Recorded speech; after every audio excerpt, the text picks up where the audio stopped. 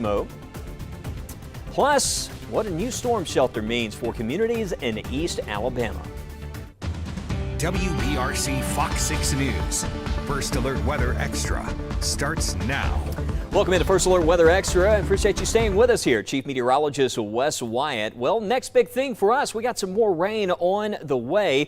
We got a system that we're tracking tonight. It's already spreading showers into South Alabama. A big upper low that's back to the west. That's going to help to enhance the coverage of clouds and showers. We're going to have a Gulf system, and this was actually, when it comes to winter weather, I know we were talking about winter weather awareness, but if the temperatures were much lower, this is the classic track that you would often expect with a kind of system that would bring some winter weather woes to parts of the region. But this go-around temperature is certainly well above freezing, so we're not concerned about winter weather, but it is going to be a cold rain, and you're really going to feel it out there tomorrow night as those showers set in across the area. But that's what we expect. That's the next 24 hours, what you're seeing there, how the rain is going to overspread the area. We had a live view a few moments ago from Mobile. Seems like we've lost, there it is. Yeah, you could see there in South Alabama some wet roads, but from all the rain that's been making its way across the coastal areas. Here's what it looks like right now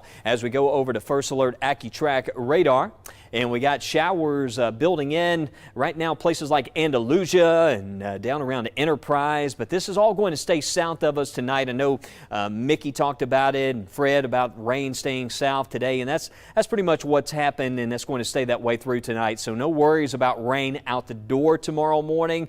But I would be concerned about the possibility for some showers by late tomorrow. Again, we're very dry at the moment, no rain, but it is cloudy. I mean, it looked like we were about to have some wet weather for this evening. We flip over to satellite mode. We're covered up with the clouds, and that cloud cover is going to stick around here through the overnight and into the day tomorrow. So next big thing for us, we got the showers for tomorrow night, and then we got showers coming back for Wednesday, and then more showers possible as we get into the day on Friday. Looks like we're going to have some rain coming back there during the afternoon and evening as a cold front moves in. Hopefully that's going to dry things out. It looks like it is going to provide some clearing for Saturday if you have plans for Saturday coming up. But in East Alabama, the city of Attala has a new storm shelter, making it the second one in the city. You know, I love hearing these stories about these storm shelters. This will make sure you have access to a safe location in the event of severe weather. That's where our East Alabama reporter Reggie Kyle joins us live now to tell us all about it. Reggie, exciting news there from East Alabama.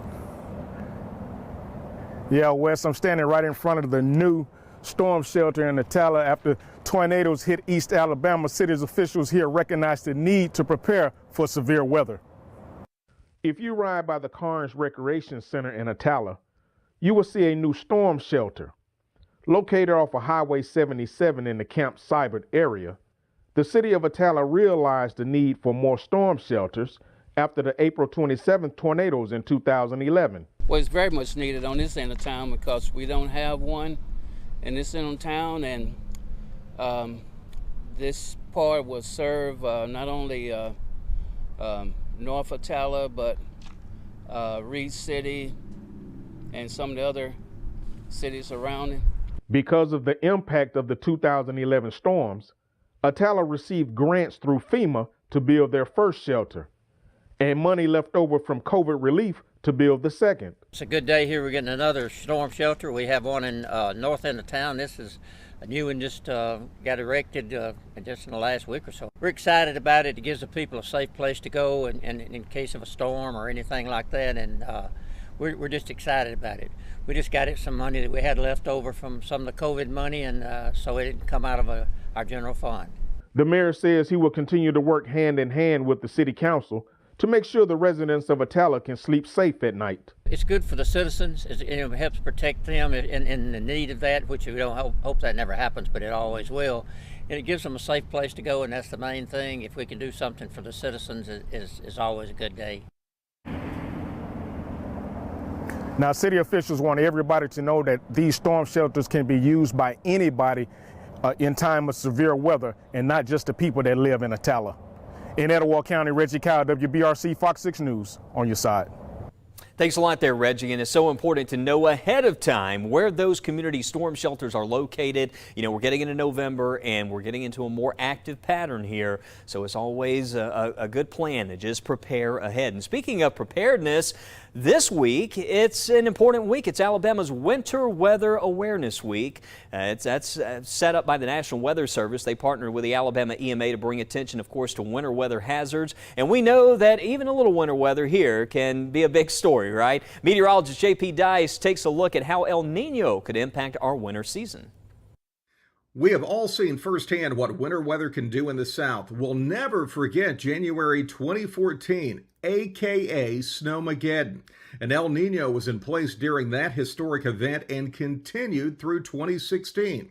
What is El Nino? El Nino is related to above average sea surface temperatures in the central and eastern tropical Pacific. That results in a more active subtropical jet stream. But what does all this El Nino stuff mean at home? More clouds, more rain, and even more severe weather. A strong El Nino doesn't necessarily mean record snowfall or ice, but it does improve our chances for more rain and even more severe weather. You might remember the Christmas Day tornado in Midfield back in 2015. That was also during an El Nino year. The bottom line, based on data, expect more rainy days and a better chance for severe storms over the next several months. For Weather Extra, I'm First Alert meteorologist J.P. Dice. Yeah, how can we forget Snowmageddon? Probably one of the biggest civil disasters we've ever covered here around this area. All the roads iced over. I was just talking to a group today at Bibb County Medical Center. I'll share some more pictures from my visit, but we were talking about Snowmageddon. And that was, of course, back in 2014. As we look ahead to this winter season, of course, things becoming a bit more active. And while we're preparing for winter, we're still enduring extreme drought in many parts of our state. The local Red Cross saying this is the busiest time for fires, of course, and we are warning everyone to be prepared.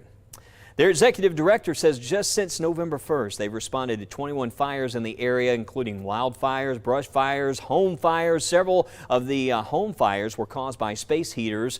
She says being prepared and making sure everyone in the home knows the fire plan is key. Go ahead, make sure your fire alarms are working, check those batteries, make sure you have a working fire extinguisher in your home. Make sure that not only you, but also anyone in your house, especially kiddos, have a plan if there is a fire to get out safely. And you can find more information on tips and tools for fire prepping your home. And coming up with safety plans over on the WBRC News app. We've got some information there you can find as well.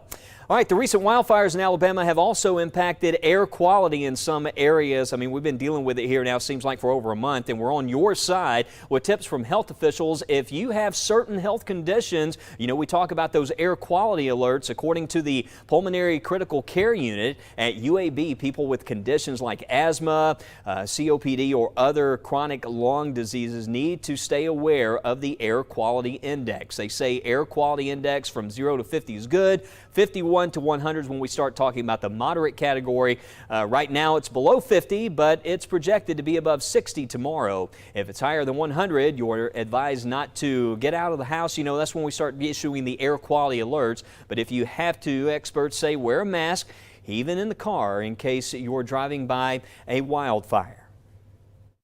If you are driving through brush fire for a short distance of time with your windows rolled up and air condition turned into circulate inside air, you should be okay. But if you're driving through the windows down or it's a prolonged drive, then yes, wearing a mask would be helpful. And he also reminds us that there are apps that you can download that track the air quality around you. But of course, we will give you that air quality alert right here in the WBRC First Alert Weather Center. All right, in 30 seconds, we'll take you beyond the atmosphere where we'll learn a little bit more about the moon. Stay with us.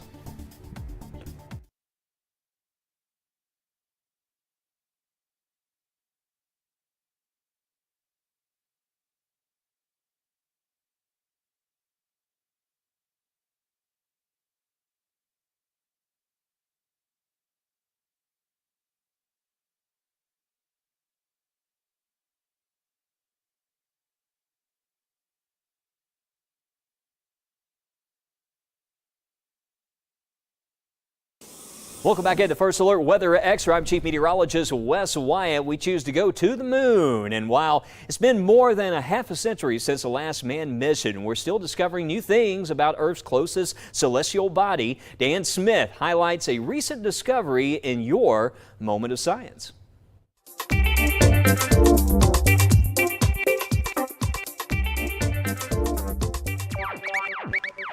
was rolling on the moon one day in a merry, merry month of December. May. Gene Cernan and Harrison Schmitt were the most recent astronauts to walk on the moon in December 1972. Now, more than a half century later, new discoveries are still emerging from those 243 pounds of rock samples they collected. I wasn't even born when the sample came back in 1972. And now my team and I can study this because it's so well curated. Professor Philip Heck at the Field Museum in Chicago was part of a team that recently used some local tech on a well-traveled lunar rock. We've been using an instrument called atom probe tomography that can give us three-dimensional maps of samples at really, really high resolution where we can see the positions of individual atoms. The atom probe is typically used to study everything from raw steel to semiconductors, cutting a sample with an electron tool some 50 nanometers wide and shining a laser through for analysis. The method we're using actually uses a dating method from radioactive uranium and that decays to lead and counts the atoms. But the lead atoms, they can move around or leave the crystal. Two colleagues, Audrey Bouvier and Bidong Jiang, approached Heck a few years ago with a sample of zircon from Apollo 17, saying it appeared very old indeed, though some in the scientific community had their doubts because of that potential atomic movement. If the lead atoms moved, we would see them in clusters, or we'd see them concentrated in cracks, etc. We didn't see any of this. They were all everywhere, homogeneously distributed. The giant impact hypothesis posits that a Mars-sized planet hit Earth 4.5 billion years ago, shearing off material which formed a ring around Earth that eventually coalesced into a separate moon. It was unclear when exactly the ocean of molten magma finally cooled until they confirmed the age of that zircon sample. This lunar magma ocean must have ended 4.46 billion years ago. We can now push back the formation of the solid lunar surface by 40 million years. It may seem like a small decimal difference, but that now puts the moon within about 100 million years of the birth of the solar system. We thought this is great, but do we really believe our result? So we tried everything we could to prove us wrong, and we couldn't. We failed. Spoken like a true scientist, though even after a rigorous peer review, Heck says this is not the last word on the age of the moon. They're very, very rare, these old zircons, even on the moon, but they're probably older ones, but I don't know when they will be found and how much older. With a crew slated to set foot on the moon once again in late 2025, we may unlock more lunar secrets within the decade. For this week's Moment of Science, I'm Dan Smith. And after the break, we're going to talk a lot more about our forecast and also look ahead to the week of Thanksgiving. We're going to go beyond the 7-day forecast. I've got our First Alert weather calendar. We'll break it all down for you after the break, so stay with us.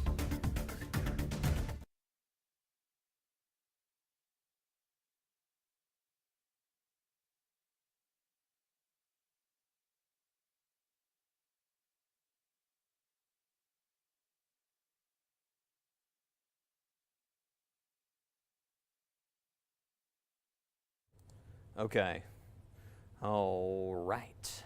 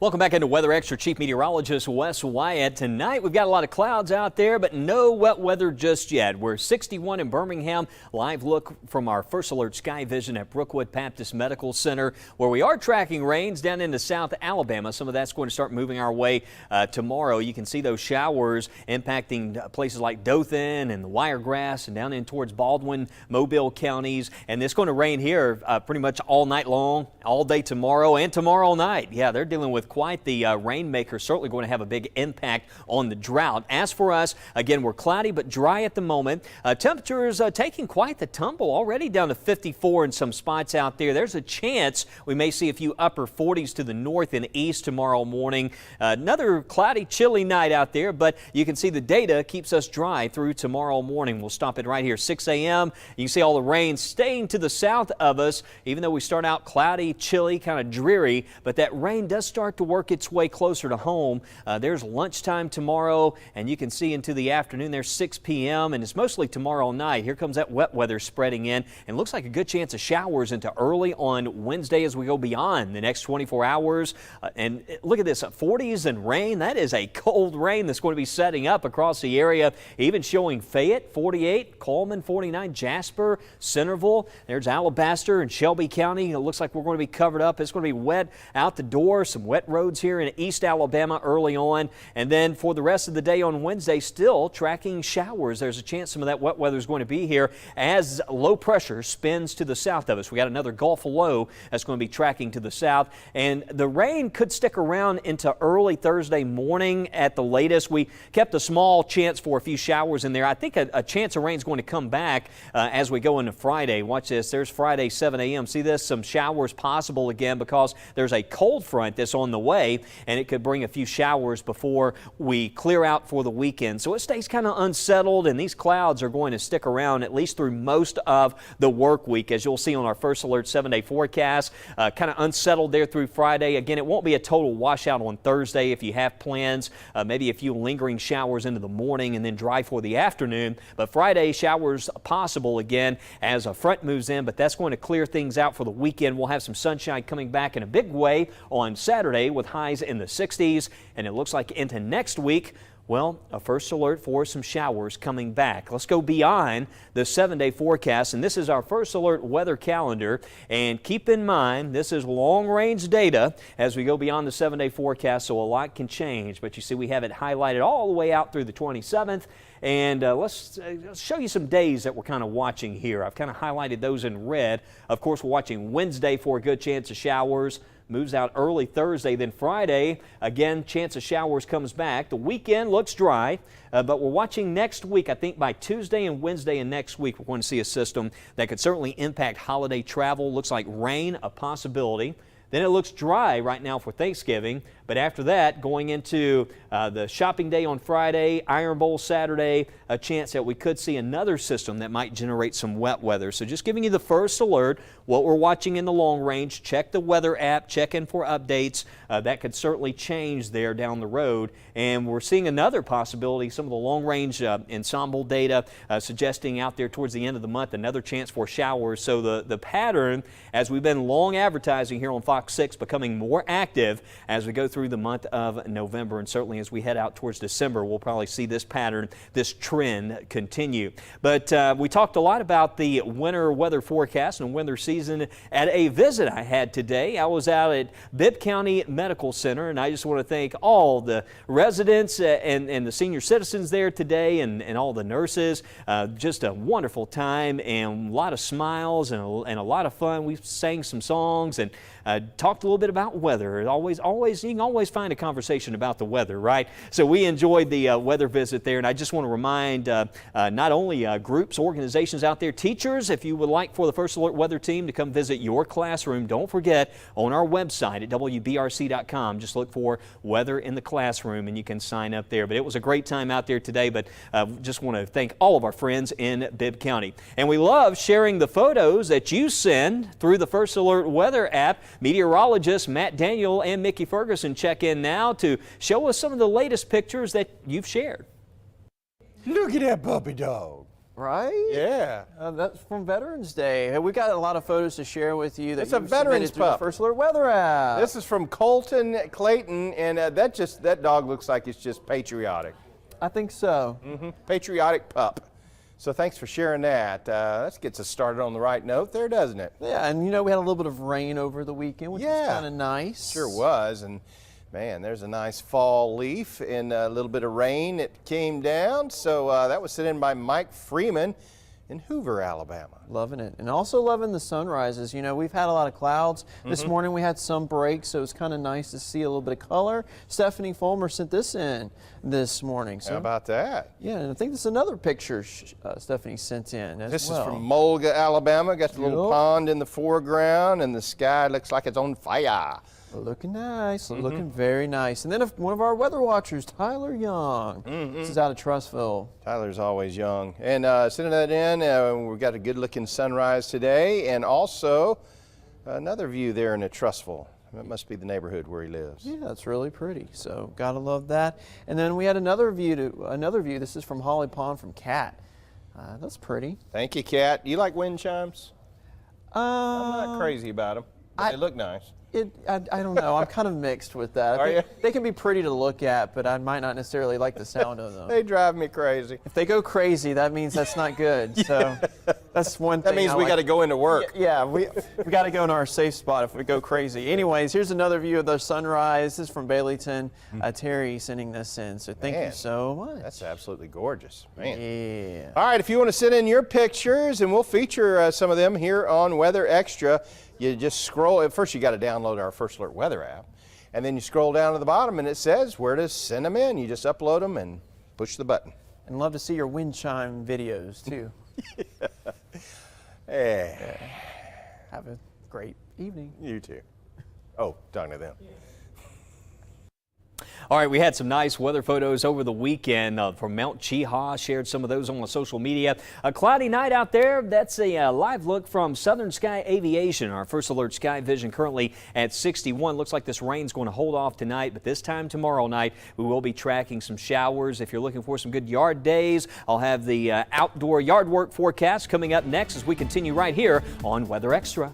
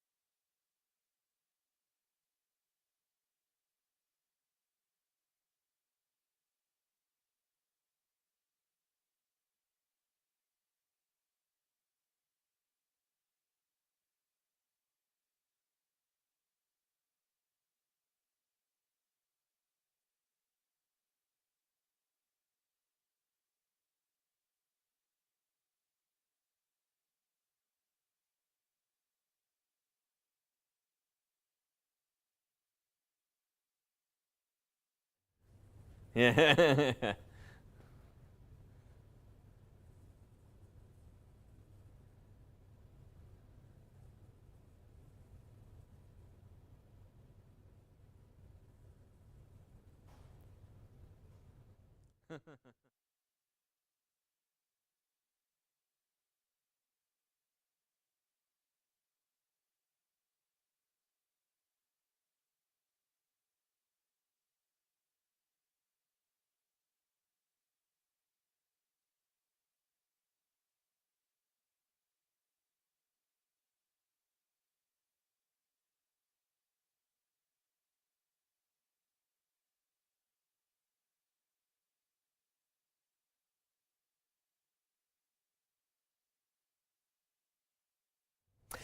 All right, you remember that game you would always play, red light, green light? That's our yard work forecast here, right? Tomorrow, I think you're good to go. Doing a little yard, maybe clean up some of those leaves out there, a little bit of yard work. Showers are going to come in tomorrow night mostly. And then Wednesday, though, that's a day, could have some wet leaves out there during the day. Showers likely, but we'll catch some breaks again on Thursday. Friday, looks like some showers could come back by the afternoon. But I'm going to have the updated forecast data for you and also that out-the-door forecast. That's coming up tonight, first at 9. Have a great evening.